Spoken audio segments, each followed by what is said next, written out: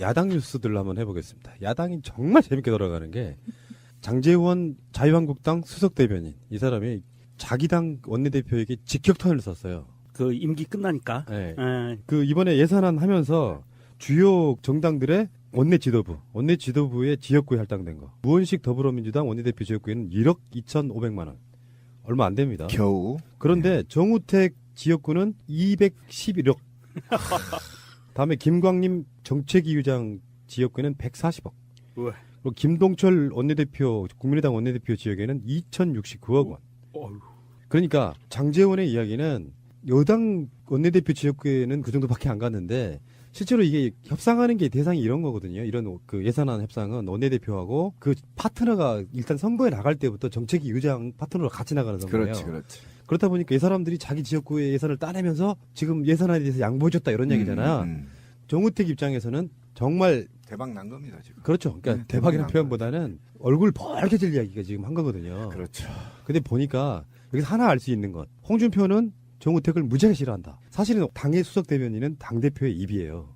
홍준표의 의중이 엄청 반영된 엄청난 디스. 그래서 수석 대변인은 저번에 사퇴한다고 하지 않았어요? 그거 맞아요. 하고 있으면서 또 뭐 하냐면 하루 파업하겠다고.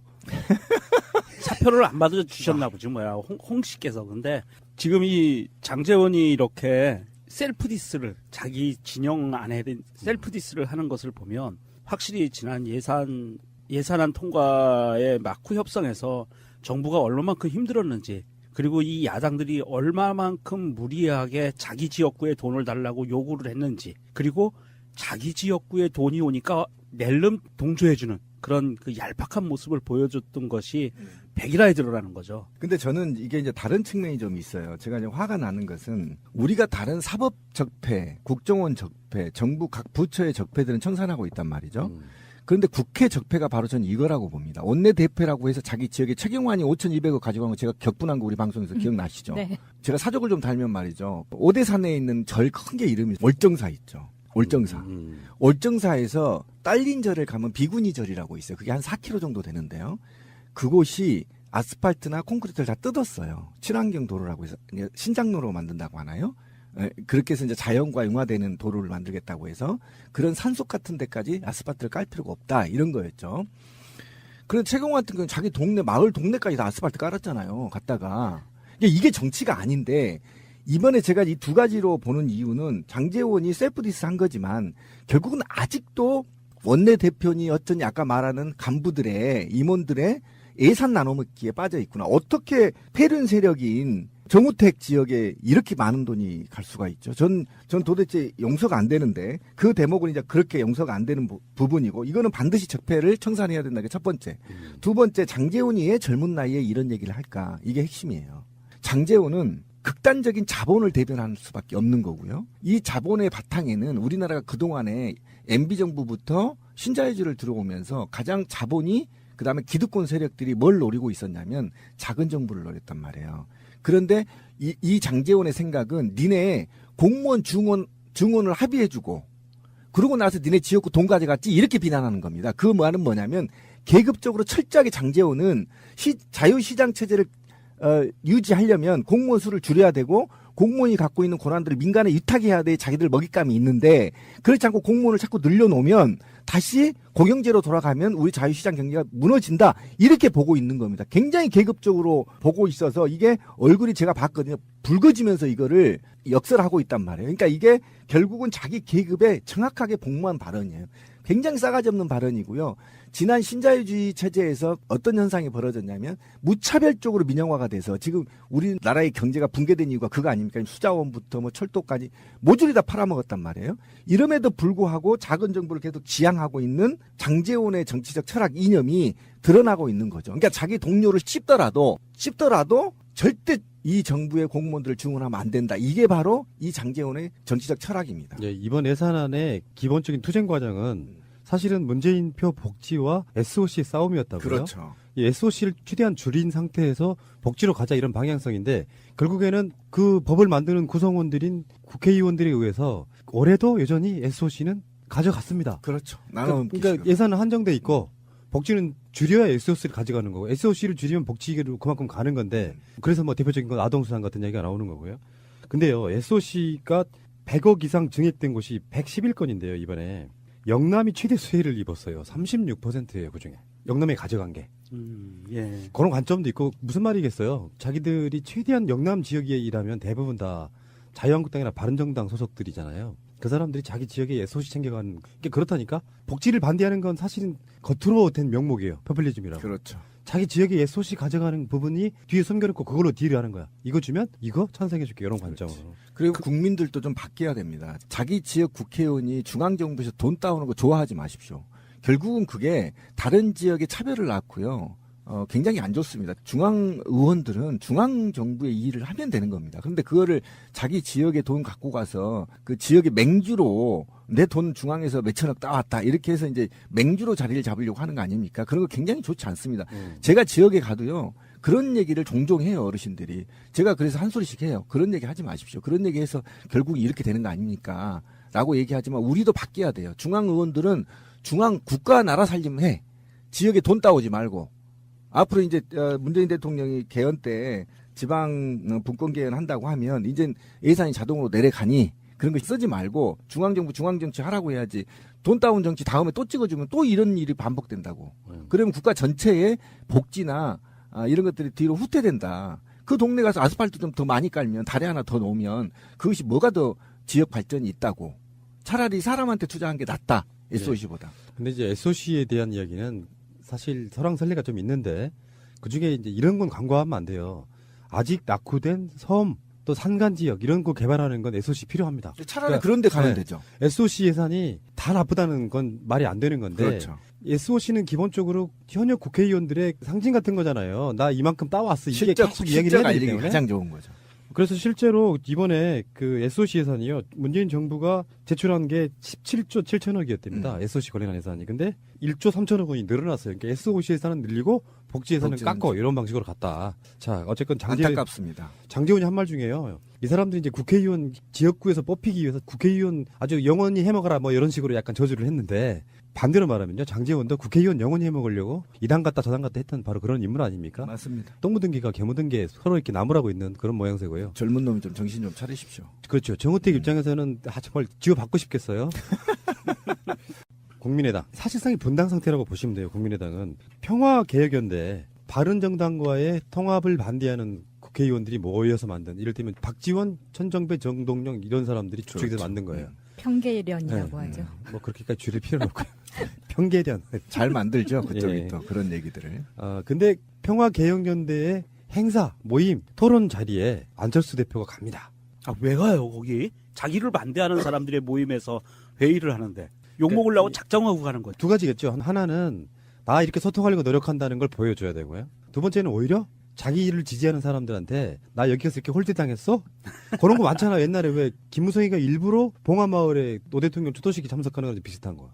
그러면 반대쪽에서 이제 막 홀대당하고 막 물 같은 거 세례 맞고 그러면 이제 이쪽에 한쪽이 더 지지율 올라가고 막 이런 게 있잖아요. 그러니까 이거 일종의 인증이죠. 일단은 나 이 사람들하고 소통하려고 엄청 노력한다 이런 건데 그 자리에 갔더니 이제 안철수가 말할 때마다 뭐 인사말 하지 마. 네가 여기 와. 반말이죠 뭐. 철수해. 그렇지. 뭐는 건 안철수는 물러가라 뭐 이런 식으로. 아니 근데 그런 말을 들으면서도 꿋꿋하게 그 발언을 하는데 그 발언을 하는 얼굴 표정 보셨어요? 웃으면서 계속 얘기를 하는 거예요. 근데 그 웃는 표정은 뭐냐면 어처구니 없다. 이런 그러니까 표정이에요. 청중을 되게 무시하는 듯한 웃는 모습. 웃긴 거죠. 자기 입장에서는. 그러면서 어떤 상황이나 이런 게 벌어지면 있잖아요. 안철수 자체가 좀 약간 꽁한 스타일이잖아. 대범하지는 않아. 그러니까 사람들이 막 소리를 지르고 철수의 뭐 욕설 비슷한 게 쏟아지니까 안철수 입장에서는 연설은 다 하지만 그렇지만 저런 거 보면서 안철수 스타일상으로 그런 걸 보면서 나는 통합을 해야겠구나라고 생각을 굳힐 스타일이에요. 맞아요. 근데 어쨌든 안철수가 소회의실 갔죠. 6일날 소회의실 가서 이제 반대 세력이 얼마만큼 그 의지가 강한지도 확인했고, 그다음에 그 다음날 바로 그렇게 해도 난 통합할 거야라고 발언해버렸어요. 아까 권 PD가 얘기한 대로 반대 세력이 응집, 우리 대표가 저렇게 당하고 있다. 우리도 응집하자. 이런 의미에서 이제 양의면을 갖고 있는데, 그런데 지금 가장 큰 문제가 있어요. 그러니까 지금 안철수의 변하지 않는 철학이 있어요. 내년 7회 지방선거에서 3자 구도로 가야 우리가 이긴다. 라는 철학 때문에 이 고집을 피고 있거든요. 근데 3자 구조로 만들 수가 없어요. 국민의당과 자유한국당이 통합이 되면 그러면 자유한국당 대 일단 통합당 대 더불어민주당 3자 구도로 가느냐 천만의 말씀입니다. 정의당도 지금 있어요. 다른 당도 있기 때문에 이렇게 합쳤다고 해서 자기들이 세 개의 어쨌든 지분을 갖고 3자 구도로 판을 만들겠다 절대 불가능합니다.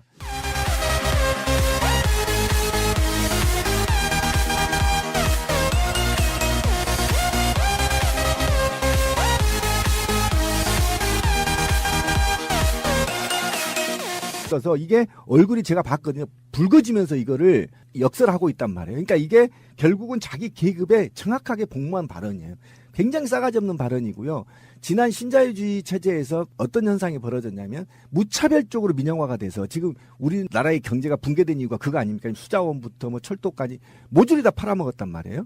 이름에도 불구하고 작은 정부를 계속 지향하고 있는 장제원의 정치적 철학 이념이 드러나고 있는 거죠. 그러니까 자기 동료를 씹더라도 절대 이 정부의 공무원들을 증언하면 안 된다. 이게 바로 이 장제원의 정치적 철학입니다. 예, 이번 예산안의 기본적인 투쟁 과정은 사실은 문재인 표 복지와 SOC의 싸움이었다고요. 그렇죠. 이 SOC를 최대한 줄인 상태에서 복지로 가자 이런 방향성인데 결국에는 그 법을 만드는 구성원들인 국회의원들에 의해서 올해도 여전히 SOC는 가져갔습니다. 그렇죠. 그러니까 예산은 한정돼 있고 복지는 줄여야 SOC를 가져가는 거고 SOC를 줄이면 복지로 제가 이제 화가 나는 것은 우리가 다른 사법 적폐, 국정원 적폐, 정부 각 부처의 적폐들은 청산하고 있단 말이죠. 그런데 국회 적폐가 바로 전 이거라고 봅니다. 원내대표라고 해서 자기 지역에 최경환이 5,200억 가져간 거 제가 격분한 거 우리 방송에서 기억나시죠? 네. 제가 사족을 좀 달면 말이죠. 오대산에 있는 절 큰 게 이름이 월정사 있죠. 월정사. 월정사에서 딸린 절을 가면 비구니 절이라고 있어요. 그게 한 4km 정도 되는데요. 그곳이 아스팔트나 콘크리트를 다 뜯었어요. 친환경 도로라고 해서 신장로로 만든다고 하나요? 그렇게 해서 이제 자연과 융화되는 도로를 만들겠다고 해서 그런 산속 같은 데까지 아스팔트를 깔 필요가 없다 이런 거였죠. 그런데 최경환 같은 경우는 자기 동네 마을 동네까지 다 아스팔트 깔았잖아요. 갔다가 이게 정치가 아닌데 이번에 제가 이 두 가지로 보는 이유는 장제원이 셀프디스 한 거지만 결국은 아직도 원내대표니 어쩐지 아까 말하는 간부들의 임원들의 예산 나눠먹기에 빠져 있구나. 어떻게 패륜 세력인 정우택 지역에 이렇게 많은 돈이 갈 수가 있죠. 전 도대체 용서가 안 되는데 그 대목은 이제 그렇게 용서가 안 되는 부분이고 이거는 반드시 적폐를 청산해야 된다는 게 첫 번째. 두 번째, 장제원이 왜 젊은 나이에 이런 얘기를 할까? 이게 핵심이에요. 장제원은 극단적인 자본을 대변할 수밖에 없는 거고요. 이 자본의 바탕에는 우리나라가 그동안에 MB정부부터 신자유주의를 들어오면서 가장 자본이 그다음에 기득권 세력들이 뭘 노리고 있었냐면 작은 정부를 노렸단 말이에요. 그런데 이 장제원의 생각은 니네 공무원 증원을 합의해주고 그러고 나서 니네 지역구 돈 가져갔지 이렇게 비난하는 겁니다. 그 말은 뭐냐면 계급적으로 철저하게 장제원은 자유시장 체제를 유지하려면 공무원 수를 줄여야 되고 공무원이 갖고 있는 권한들을 민간에 위탁해야 돼 자기들 먹잇감이 있는데 그렇지 않고 공무원을 자꾸 늘려놓으면 다시 고경제로 돌아가면 우리 자유시장 경제가 무너진다 이렇게 보고 있는 겁니다. 굉장히 계급적으로 보고 있어. 입장에서는 정말 대박 난 겁니다 지금. 그렇죠. 그러니까 네, 대박이라는 대박이 난 표현보다는 얼굴 벌게질 이야기가 지금 한 거거든요. 그렇죠. 근데 보니까 여기서 하나 알 수 있는 것. 홍준표는 정우택을 무지하게 싫어한다. 사실은 당의 수석 대변인은 당 대표의 입이에요. 홍준표의 의중이 엄청 반영된 엄청난 디스. 그래서 수석 대변인은 저번에 사퇴한다고 하지 않았어요? 그거 맞아요. 하고 있으면서 또 뭐 하냐면 하루 파업하겠다고. 사표를 안 받아주셨나 보지 뭐야 홍 씨께서. 근데 지금 이 장제원이 이렇게 셀프디스를 자기 진영 안에 셀프디스를 하는 것을 보면 확실히 지난 예산안 통과의 마쿠 협상에서 정부가 얼마만큼 힘들었는지 그리고 이 야당들이 얼마만큼 무리하게 자기 지역구에 돈을 달라고 요구를 했는지 그리고 자기 지역구에 돈이 오니까 낼름 동조해주는 그런 그 얄팍한 모습을 보여줬던 것이 백일화에 드러나는 거죠. 근데 저는 이게 이제 다른 측면이 좀 있어요. 야당 뉴스들로 한번 해보겠습니다. 야당이 정말 재밌게 돌아가는 게 장제원 자유한국당 수석 대변인 이 사람이 자기 당 원내대표에게 직격탄을 쐈어요. 그 임기 끝나니까. 네. 에, 그 이번에 예산안 하면서 주요 정당들의 원내 지도부의 지역구에 할당된 거. 무원식 더불어민주당 원내대표 지역구에는 1억 2,500만 원. 얼마 안 됩니다. 겨우. 그런데 정우택 지역구는 211억. 다음에 김광림 정책위의장 지역구에는 140억. 우와. 그리고 김동철 원내대표 국민의당 원내대표 지역에는 2,069억 원. 어휴. 그러니까 장제원의 이야기는 여당 원내대표 지역구에는 그 정도밖에 안 갔는데 실제로 이게 협상하는 게 대상이 이런 거거든요. 이런 그 예산안 협상은 원내대표하고 그 파트너가 일단 선거에 나갈 때부터 정책위 의장 파트너로 같이 나가는 선거예요. 그렇지, 그렇지. 그렇다 보니까 이 사람들이 자기 지역구의 예산을 따내면서 지금 예산안에 대해서 양보해줬다 이런 얘기잖아요. 정우택